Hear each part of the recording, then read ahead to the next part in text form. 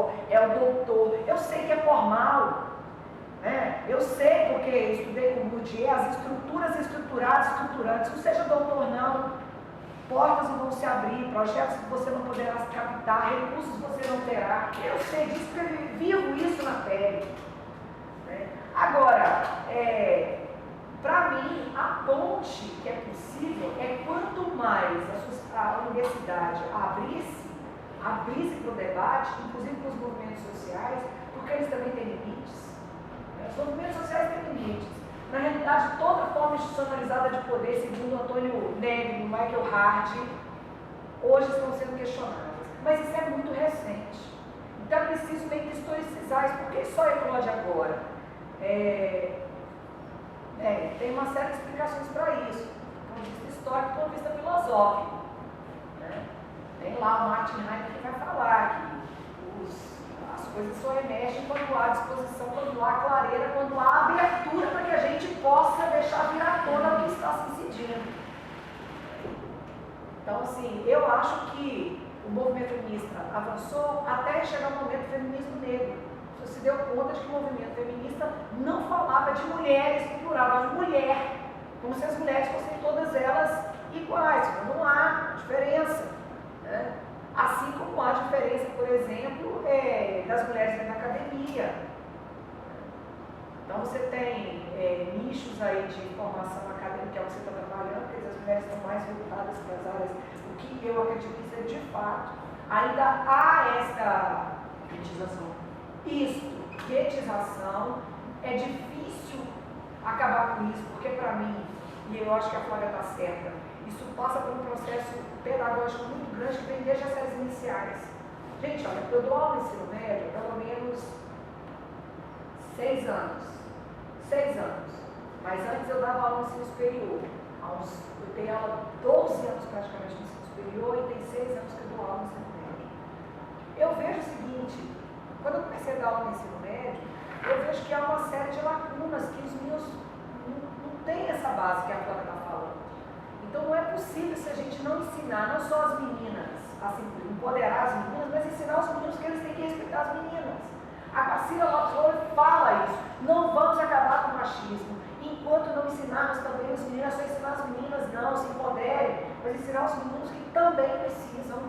E isso vem desde cedo. Né?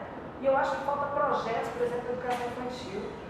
A minha filha tem 6 anos e eu vejo que minha filha, ela teve um dia desse um insight que eu achei brilhante, ela é uma criança de 6 anos, mas eu falei para ela, eu estava lendo um livro de uma indiana sobre feminismo, que eu ganhei de presente de aniversário, ela perguntou o que era aquilo. Aí eu falei que era feminista, ela perguntou o que era. E aí eu tentei explicar que era feminista, porque na realidade eu criticava a desigualdade que existe entre homens e mulheres. O papai é mais inteligente que eu, porque o papai não pode cuidar de você, não pode cuidar da casa, não sei o quê. Aí, um instante ela falou assim, pois é, mãe, eu acho muito errado na escola. As meninas não podem brincar com os brinquedos de meninos. Por que isso? São 12 crianças na educação infantil, ela já está no primeiro ano, agora foi para o segundo. Só meninas. E aí eu falei com a escola assim, eu não estou gostando dessa divisão não. Não tem um menino, não tem um menino para fazer o diálogo. E aí, Sandro, eu acho isso, se eu esperar muito da universidade, eu não espero tanto mais. Eu concordo com o Casé que falou. Ele falou, eu não gosto da UESC. Eu prefiro a minha vivência indígena, ou seja, eu sou mais índio do que professor, do que doutor. Ele meio que disse que tem bastante questão disso. Né? Mas ele precisa viver do trabalho e ele vive como professor dessa universidade e chegou ao doutorado por entender que na nossa sociedade, nos títulos, na sociedade brasileira, quero dizer, não sei outra sociedade. Você tem no Canadá, tanto faz se você é graduado, não é graduado, a desigualdade é menor do que no Brasil. Né? Então você sobrevive mesmo sendo só uma pessoa que acabou o ensino médio. Mas enfim, e aí então essa questão da historicização que eu anotei para perguntar, e eu tenho outra pergunta. Esse termo que você usa de condições anacomênicas, esse termo foi apropriado da geografia e da biologia, como fez lá antes? É da geografia. É da geografia? E aí elas apropriam esse termo para descrever. como são 3 autoras muito importantes e elas acabam discutindo essa coisa da ambiência, eu achei que era uma categoria que incorporava o meu trabalho. A gente pode traduzir isso como uma permanência mais difícil, mais dura, olha só, eu interferências. lembro que eu li o Nestor Garcia Campinho, um livro sobre hibridismo cultural. Ele faz o capítulo inteiro explicando por que ele tomou de empréstimo da biologia o termo hibridismo. E ele faz isso por quê? Porque como as estruturas são estruturadas e estruturantes, nós temos um campo, né? Esse campo de saber, ele cobra da gente isso. Mas como é que você toma emprestado esse termo, anacomênicos, da geografia, para dar conta de uma realidade, pensar a questão das cotas, ações afirmativas para transgêneros dentro da UFBA, por exemplo? Tem um capítulo todinho que está explicando, olha, eu pego de empréstimo, seria complicado, nós nascemos e vivemos nas ciências sociais, nas ciências naturais e nas ciências sociais, mas eu estou aqui explicando o que usa esse termo e qual o propósito da utilização desse termo. Né? Porque se ele não explica isso, a academia cai de pau nele. Como é que você está usando hibridismo? Você está dizendo que você vai misturar, né, duas espécies distintas e vai criar um outro. E ele está falando exatamente disso. Porque ele vai falar de globalização, ele vai falar de identidades, ele vai falar de interculturalidade, que é um conceito dele. Então ele precisa utilizar esse termo e ele utiliza com muito cuidado. E depois eu acho que ele acaba afirmando não o hibridismo, mas a interculturalidade, que é o que ele vai usar mais. Que aí sim já está metido em antropologia. Eu só queria fazer essa pergunta porque eu nunca tinha ouvido essa expressão. Guetização eu já até tinha ouvido falar, mas condições anacomênicas eu não tinha ouvido falar. É uma proteção que elas fazem. Então, o software pega a partir da proteção que elas fazem. Certo. No texto, elas, além da classificação política, elas se explicam mais por que essa categoria aqui é a da geografia serve para explicar. Mas eu acho que ele era buscar um termo mais traduzido, mais fácil de entender ele no cotidiano.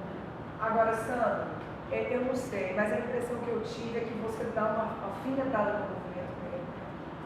Exatamente. Você dá uma alfinetada, assim, como se eles não tivessem. É isso? E aí eu quero explicar por quê. Tudo bem. Eu só estou provocando porque você falou, aí eu fiquei cá. Falar exatamente sobre isso. Porque assim, quando você falou da historicização de cada movimento, né? A gente pensa no etapismo. Determinado movimento ascendeu suas pautas mais rapidamente. Aí a gente pensa, beleza, o movimento negro se fortaleceu, mas se adicionou o feminista depois. Aí a gente se pergunta, por quê? Por que o movimento feminista não se empoderou nesse mesmo período? Será porque dentro dos outros movimentos não havia estruturas sexistas, hierárquicas, que impediram esse empoderamento? E aí a gente é levado a pensar, dentro desses movimentos, desses espaços de disputa, desses movimentos sociais, como essas relações hierárquicas elas se apresentam. E aí vamos dizer, bom, não era uma pauta. Por que não era uma pauta se você tinha lideranças feministas negras, que você tinha inclusive clareza de que as condições sobre as mulheres negras eram muito mais duras do que sobre os homens negros, naquela época? E por que elas não emergiram naquele momento? Porque existem relações de poder. Sim, porque elas são muito fortes para você conseguir combater. Então há uma tendência a uma universalização da categoria negra que não interessa para o feminismo negro, mas que naquele momento podia ser até uma questão tática, mas não há como se justificar que essas pautas não existiam. Sabe por que não há como justificar? Porque talvez 10 anos antes daquela proposta aparecer, a medida de nascimento do Congresso Nacional, quando apresentou a primeira proposta de cotas, que era para serviço público, etc. e tal, ele falava 40% de cotas para negros. Mas sabe o que ele falava lá? 20% para homens negros, 20% para mulheres negras. Ou seja, ele já estava pensando na paridade. Em 87 ele já tinha clareza que não adiantava dar 40% de cotas para negros, era preciso ter clareza de que desses 50% precisava garantir a cota das mulheres, a fatia das mulheres, porque existem especificidades das mulheres negras no conceito. E isso não aparece no debate. Então o que eu estou tentando é localizar a razão de não aparecer e fazer a crítica aos movimentos sociais, porque aqui dentro deles reproduzem relações sexistas e isso é muito evidente. Muito evidente. Hoje, talvez, isso tenha reduzido que as mulheres negras demandaram esse espaço dentro do movimento negro e elas se impõem, mas nessa época não. Aliás, isso é um homem sindical, então é absurdo. O sexismo no homem sindical, assim, é absurdo. E no momento negro também existe. Então, naquele momento, me incomoda como eles invisibilizaram a Vilma Reis, por exemplo. Mas É verdade, a Vilma Reis parece um outdoor no como Nordeste. visualizar isso? É. Mas vamos encerrar, que realmente agora Vamos. assistir. Sorteio. Rapidinho, não é sorteio, porque a gente, eu e meu Nuno, a gente faz parte da monitoria e a gente ficou responsável pela questão do material para sortear também. Como hoje o GT, né, foram 4 pessoas que apresentaram, a gente pensou assim, Laiane, ela já ganhou um livro lá, né, e aí a gente pensou em dar o material do kit para ela,